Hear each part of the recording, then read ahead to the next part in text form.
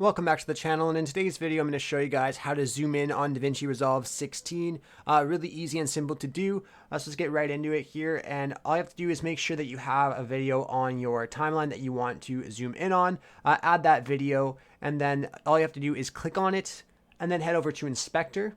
And you just want to go under Transform where it says Zoom, and you want to click on this little diamond right beside it.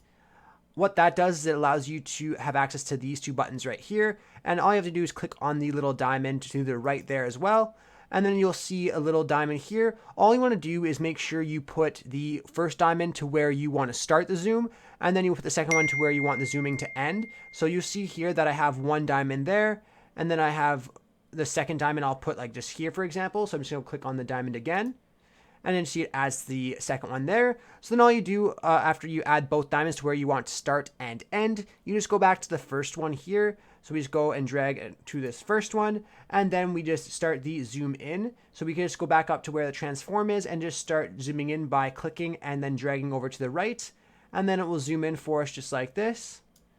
And then if we go and check this out now, it'll show you guys how it works. So this is how it's going to look like when it's done, and then this is how it looks like when it starts. So we'll go ahead and check this out and see how it looks. Perfect.